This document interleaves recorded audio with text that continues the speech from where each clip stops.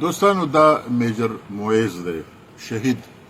او یقینا چې شهیدان نه مري نو موږ دا نشو ویلی چې دی مړ شوی دی بلکې الله تعالی په قرآن کې فرمایي چې دوی ته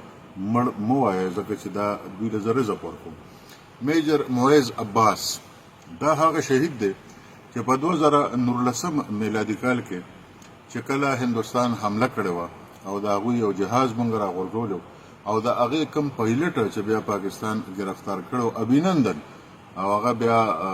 د عمران خان حکومت ورکړه هندوستان له دغه ابینندن چې کله په LOC باندې د هغه جهاز را پرېوته نو د بیا دا کوشش کو چې واپس ځان مقبوضه کشمیر ته واړوي. خو میجر مویز عباس چې تاسو یې وینئ خدای دې درجې بلند کړي دا هغه کس و چې د ځان ورورسو او ابینندن گرفتار کړو او د پاکستان په دې باندې ډېر لوی نوم شوی ځکه چې هندوستان د هغې نه پس بیا ډېره موده پس دا کوشش نشو کولی چې خپل جز پاکستان ته راواړوي بلکې اوس چې په 2015 میلادي کال کې هم کله هغوی هوایي حمله کوله نو کوشش یې دا کوو چې د هندوستان نه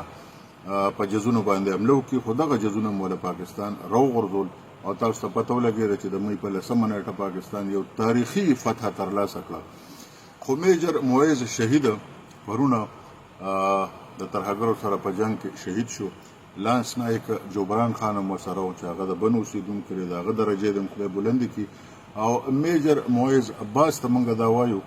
چې دا قوم به ستا شهادت او ستا قرباني نه هېروي او د دوی کورنۍ ته موږ خراج تحسین پیش کوو حوصله وله ورکوو چې د تل لپاره جمدی شو د تل لپاره امر شو شهیدان نه مري او د شهیدانو په وینه باندې دا قوم چې کوم دی فخر کوي او دا پاکستان چې موږ وینو چې شکر الحمدلله قایم او دایم دی نو دا د دې شهیدانو د وینې برکت دی. میجر مویز عباس شهید خدای دې درجې نور هم بلند کړي زموږ په زړونو کې پروت دی زموږ په زړونو کې به پروت او را روان نسل به هم هیڅکله هم هیر نه کړي.